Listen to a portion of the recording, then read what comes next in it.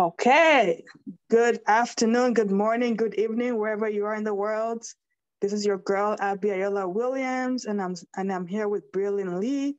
Me and Braylon actually met on Clubhouse. I believe it was last year when I Yes, first indeed. joined. Yeah, when I first joined Clubhouse, I think we joined around the same time, and since then we just connected. Like he hosts a room every day, and it's just been doing big things on Clubhouse, and is our guest for today. So we're just gonna get right into it. So Braylon, just introduce yourself to the survivors out there. Tell them about yourself and who you are. Sure, absolutely. Well, first of all, thank you, appreciate you, and love you. I want that to be, first of all, known, appreciated, and heard all around the world. Hi, survivors out there. My name is Braylon Lee. I am originally from Little Rock, Arkansas, but now I live in Ohio. And, I am 27. I am full black, like 365 McDonald's black. And I try to got right, and I try to show love, give love, and receive the love that is purposeful, that is responsible, and that is helpful to the world. So I'm glad to be here. Perfect. So when did you move to Ohio? I moved to Ohio. Oh, good God. I moved to Ohio 2013. Wow. Yeah, 2013. So I've been here for a long minute now. Yeah. Yeah. So how do you find it? Like, what do you do in Ohio? Like, how do you find the city? Because I know that's where LeBron is from too, right? Of course, King LeBron, who's doing a lot of big things. He's actually opening up a medical facility called I Promise Health. So shout out to LeBron Wow, that's for every great. yeah. So he's done the I Promise School. He has done 3330, which is like a huge community center, and Mm-hmm. the Village, which is transitional housing, and I think for me, Ohio came to me in a way that I was not expecting. One of my parents got a new job opportunity, and they asked me, "Do I want to move?" And I think, um, as we all think, that we are born somewhere, gonna live Mm-hmm. somewhere, gonna die where we're born, raised, and lived. Mm-hmm. And it was a moment in my head of, should I stay home, or should I expand what home means to me? Mm. And I talked with a classmate of mine. He was my roommate. He said, "You can always go to college, but you won't always have your family." So then I went to Ohio, went to Kent State University, Mm-hmm. and um, grew a lot there. And the biggest lesson I learned was, you know, where you're born is a Mm-hmm. part of you, but doesn't make you who you are. It's Mm. your consistency, it's your tenacity, and what you do with those two things leads you to your destiny. Because everybody ends where they need to be, regardless of circumstance. So, Mm. That is profound. So it's more like nurture than nature. absolutely, That's what you're saying. absolutely, Mm. absolutely. And I think, and you know what? I think within that, Abby, I think that nature does have something to do with how you nurture. Mm. Because if you come from a nature of confusion and strife and anguish, you're going to nurture yourself through the way you are in your nature. Mm. And if you come from an environment of love, kindness, and understanding, then you're going to nourish yourself in that. So, and like I said, I'm not the male Oprah. Please don't get twisted, everybody. I'm not. Um, but I've been able to learn that being still is a gift. Mm. That and my mom, she said to me for a long time, she said, being still is a gift. And I never really understood what that meant, because I always thought, if I'm still for too long, I won't move forward. Hmm. However, if I don't stay still for some purposeful period of time, I will move backward. Hmm. Wow. That's I kind of understand what your mom is saying because society right now, it's all about what's next, what's next, what's next. Fear of missing out, fear of missing out. What am I going like after you do one project, you're ready to go on to the next one. Like I can like for me, I'm the same way. Like I'm always like looking forward to the next project. Like I Mm-hmm. don't know how to be still. So maybe I need to I need to like maybe listen to your mom's advice or something and just, sit still and just realize.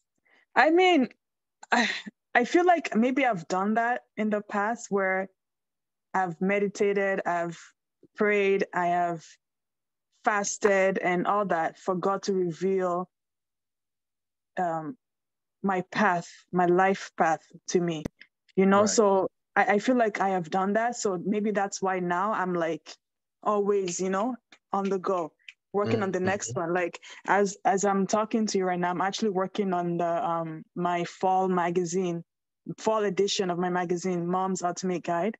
And one of the article in there is like 10, I mean, how to be a I can't even pronounce the word, minimizing mom or something along those lines, where it's like one of the point was it's okay to let your kids be bored, you know? It's okay to let your kids be Mm-hmm. bored. Not every time there must be entertainment. Not every time you must have something planned. You must be okay to be bored sometimes because when you don't know how to be bored, that's when you start getting yourself into these different issues and different things. And you feel like you have to go out all the time just to be around people and do this so you don't stay home by yourself or be bored. So I kind of get what your mom means in a Yeah. nutshell. That's what I'm trying to say that, yeah, No, it's okay to, no, go ahead. Go ahead. I'm sorry. no, it's okay. Yeah. So it's okay to be still and just, yeah, be bored. No, I really loved what you said. I think that, for me, I was born in 1994, so I come from the world of, soccer boppers and super soakers and Mm-hmm. the thing you put around your ankle and you skip and hop over and jump rope and dodgeball and being Yeah. active. And now with kids and technology, it's the iPad, it's Mm-hmm. YouTube videos. It's technology being the babysitter. Yeah. And I think that what you said about kids being bored Mm-hmm. can also be true for adults. I feel that, like they always say, all money ain't good money, all activity isn't good activity. Mm-hmm. It's true. Because if you don't know, I'll put it like this: if you always know how to move, you're not Mm-hmm. going to have a coping mechanism for being still. Hmm. And if you don't have a coping mechanism for, being still, you're Mm-hmm. not going to know how to move. One can't work without the other. Hmm. That makes a whole lot of sense. It does. It does.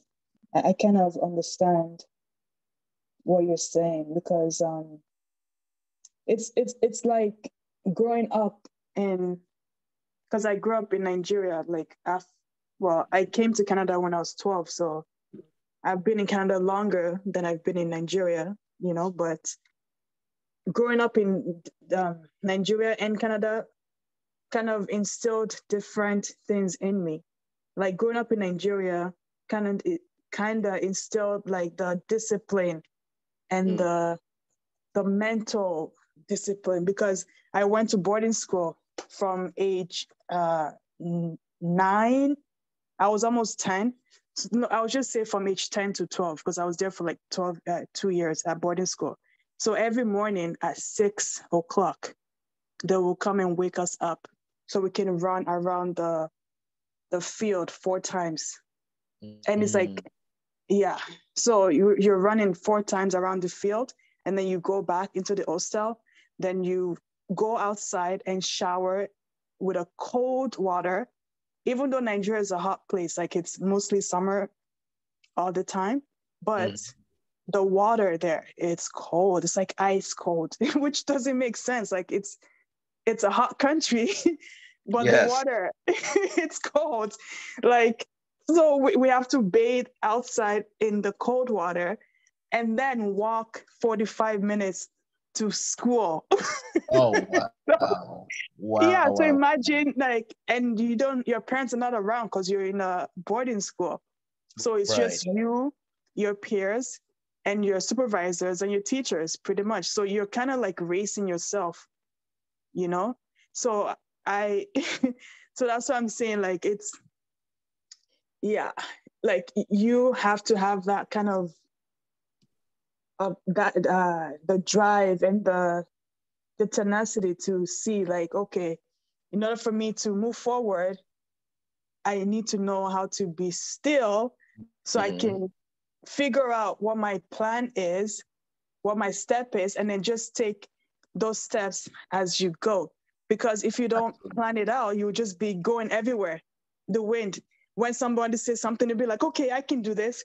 And then somebody will say, do this. And like, okay, I can do that. But if you already have a plan and then you stick to that plan, then yeah, that's what I'm saying. That I see what you mean. Like, it's like you have to be still in order for you to kind of move forward, because you can't just be everywhere. Like, oh, I need to keep myself busy and all that stuff. No, So you're yeah. absolutely right. No, you're absolutely right. And with that, you have to be still in order to know how to move, but you also have to move in order to know how to be still. And I want to say something to you that hopefully this might help out.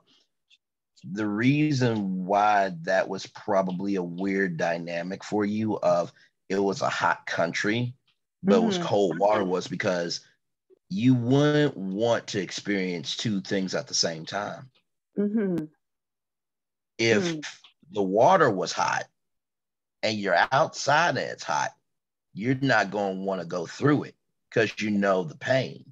But because you had a resource to help you deal with pain, you know how to get through that experience easier because you have a place to fall. Makes sense. Makes sense. Okay. Okay. So, how is it like growing up as a Black man in America? Like, wow, is it different for you, or like how would you describe that growing up in America as a Black man? Right. So how much time do we have? Because oh child, this might have to be a part two. No, you know what? To be honest with you, it is a weird dichotomy to be in a country that's about freedom, but yet that freedom was bondaged from the beginning. It's a very weird dichotomy. For me, being a Black man in today's world, it is a freedom in it because I am able to go onto YouTube, go on Facebook, Twitter, Instagram, or any platform, even Clubhouse, and I get to see diversity from around the world from where I am, which is a blessing. However, in that freedom, there are still times as a Black man in America where, oh my God, I have all this diversity around me, but I can also be shot down by me being diverse myself within the diversity I see. Something I always say in the Onyx collab, which by the way, you guys can catch every weeknight at 10 p.m. Eastern, only on Clubhouse. But Nice what I plug. often thank you. But while she is the queen of being herself. So I would expect nothing less. So thank you for that graciousness and love you as always. But no, what I often say on in the Onyx collab is just because there's a club on Clubhouse Mm-hmm. for everybody doesn't mean that there's space for you in that club. Hmm. And I feel like that's where I am as a black man, just because I am in America and they're Mm-hmm. in and they say, oh, there's space for you. Mm-hmm. Sure, there may be space for me, but Mm-hmm. that doesn't mean that you're going to embrace me in that space. Mm-hmm. And Like they're so just what I doing it as a charity type of thing. Like, oh, because I feel like, sorry to cut you off. I feel like oh, you're good, you're good. ever since George Floyd died, right? Like all of a sudden, all these people realizes, oh my gosh, racism still exists, even though we've been saying it that it exists. But Mm-hmm. that's when their eyes finally opened to the world that Black people live, right? And then I feel like all these people just come and say, oh, yeah, we're gonna do this for Black people. Oh, we're gonna do that for Black people. It's like they Yep, haven't really changed the the system that is making us this way. That's like it's just like we don't need handouts. You understand? But absolutely. they feel like giving us handouts here and there is gonna shut us up. But it's like, no, we don't want handouts.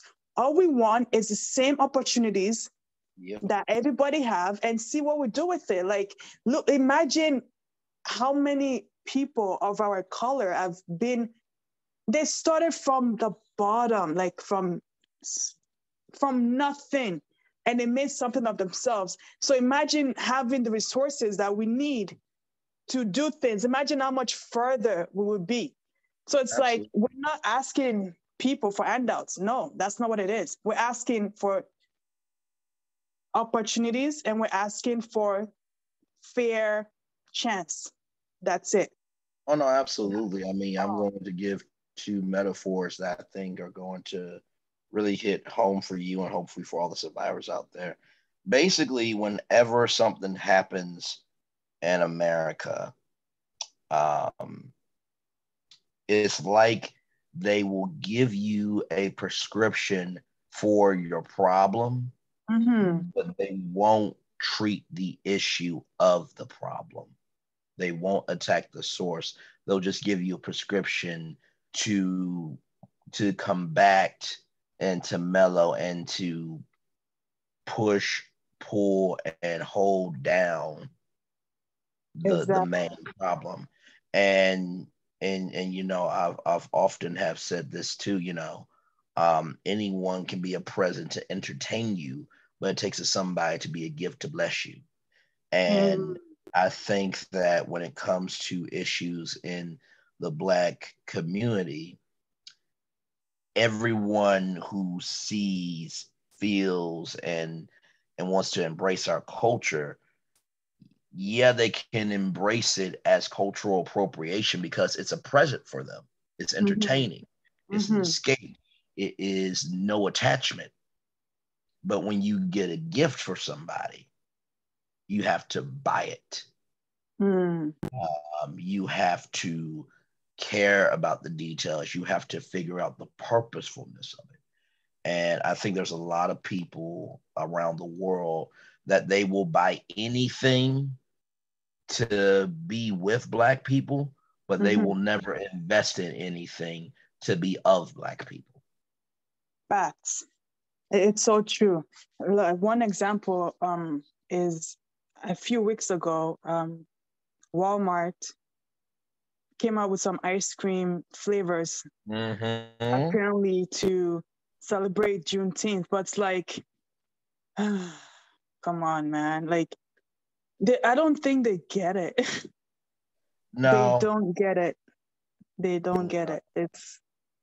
But then it's up to us to, I guess, start to build our own infrastructure so we don't have to be relying on other people and other communities to come and help us because clearly they don't get it. no, you're absolutely right. And I think the biggest thing that holds us back in our community is the power of status, Mm-hmm. that you must have this or you must have that, or basically, if you don't fit the requirements, Mm-hmm. you should not apply for the job.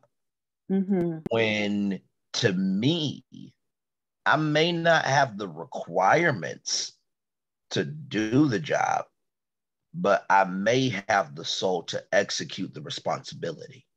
Hmm.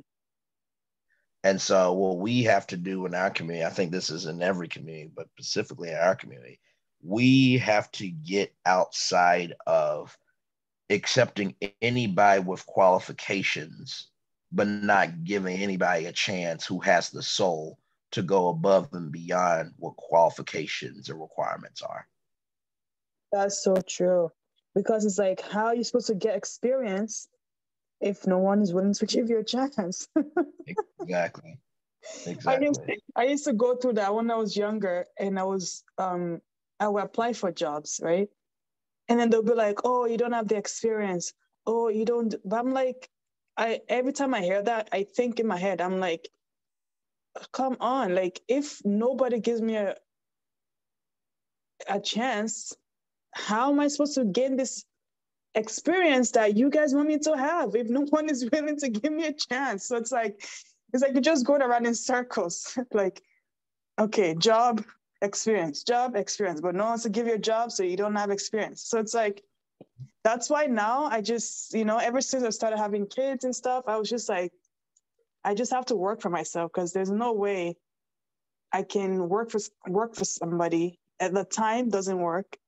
It's just, so I'm all about creating jobs for yourself and create opportunities, because nobody else will give you the chance. It's like you have to fight for your dreams. You have to fight for it, like physically, mentally, emotionally, Yes. spiritually, everything. No, Because there's you're always be absolutely right. somebody that thinks you're not qualified enough, or somebody that would think, "Oh, what is she talking about? What does she know? She's not even this." Oh, so it's like you have to fight for your seat at the table, or else, Absolutely. no, so it's just a crazy world out there. So tell me more about, like, your what did you have? Did you have to survive anything, like, growing up Oh, in America? Like, what was your childhood like growing oh up? my childhood. Oh man, I had an amazing childhood. Um, Amazing. and what I mean by amazing was it was amazing enough that I remember the love and Mm-hmm. wasn't so caught up in how big the love was. Mm. And what I mean by that is you think of, and this is no rag on any celebrity kids or anybody that's made it, Mm-hmm.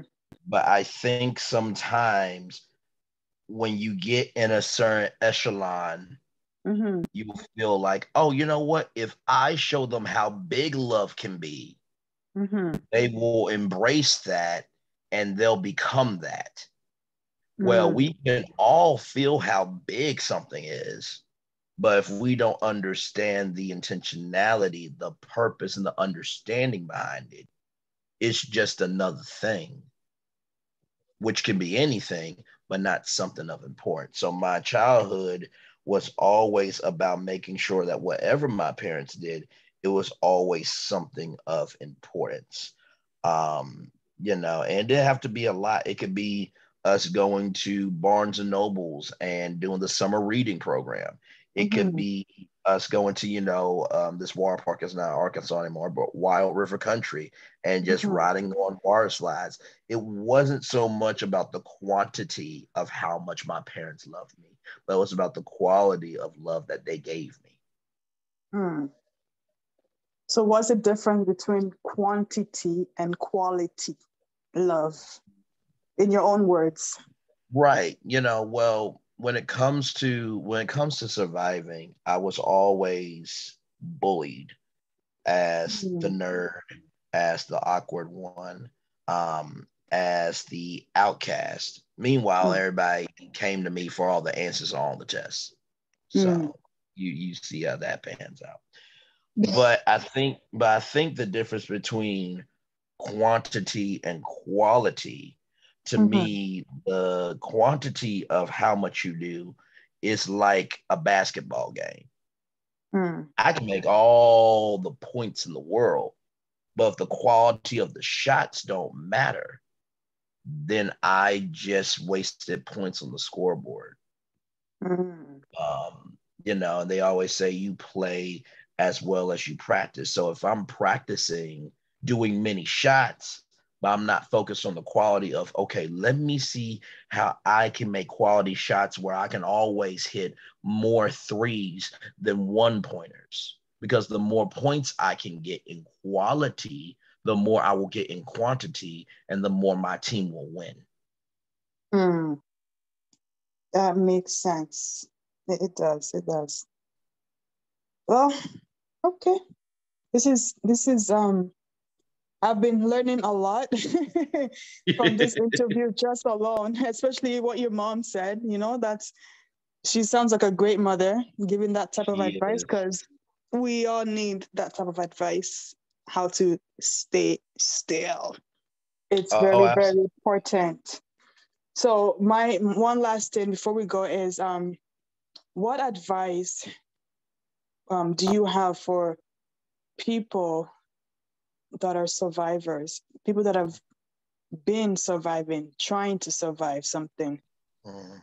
been through the ringers in life, like just they've been through a lot, like life threw a lot of things their way, but they still thrived, they still survived, and they're still trying to survive. So what advice would you give those type of people?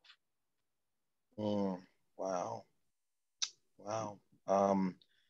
Well, I would say three things. First of all, you are still above the ground to change the ground. That's the first thing I would say. Um, the ground that we all walk on is the Mm-hmm. same ground, but the path that you go on that ground is up to you. Hmm. So don't worry about, oh my God, this path looks rough. Do you not know that you wouldn't have a path to be able to walk on if you were under the ground? So Hmm. you're above the ground to change the ground. Hmm. That's the first thing I would say. Second thing I would say is a piece of advice my dad gave me. He said, Braylon, I'm not going to give you credit for what you're supposed to do. Hmm. I'm only going to give you credit when you have done the work of something that needed work to do. Hmm. And what I mean by that is, people say, I'm loving, I'm kind, I'm helpful. Okay, cool. That's what you're supposed to do. Hmm. You giving $20 out your pocket. When was the last $20? And somehow later on that day, your friend says, you know what? I came into some money. Um, Came into about 500 million. I'm going to give you 20 million. Wait, what? Wait, what? But that's 500. I know, but you have always been investing your best even when you didn't have it. So Hmm. now here's a way for you to do it. So first thing, you're above the ground to change the ground. You should never give yourself credit for what you're supposed to do, but always Hmm. give yourself credit when you've done something that required work for you to be better. Hmm. And the final piece of advice I would say is that never, ever apologize for who you are, but also as you never apologize for who you are, remember Hmm. that everybody is asking for this one thing. They're Hmm. not asking for the world that they want. Hmm. They're just asking to be embraced in the world that we're living Hmm. Those are great, great, great advice. And I hope this will change somebody's life. one of our listeners or many of our listeners. I hope this will change you. So I just want to say thank you, Braylon, for coming on Survivor Society. Absolutely. And yeah, thank you so much. I appreciate it. So Absolutely. that's all, folks. Thank you Absolutely. And so much. no problem. Let me just say this. I love you. I am proud of you. Thank And you. I want you to be able to hold your head up, Thank you. because a lot of times I think that people see so much of the victory that Mm-hmm. they don't see the story. Yes. And so Facts. I want you to be proud of the fact that no matter how your story looks, that you're Mm. still here to embrace your victory. Yes. Thank you. Those are So facts, no facts, problem. facts, facts, facts. Like everybody always think it's overnight success, but they don't see how many years you've been behind the scenes making this work, putting it to work and all that. So yes, I totally agree with that. So thank you for that. No problem.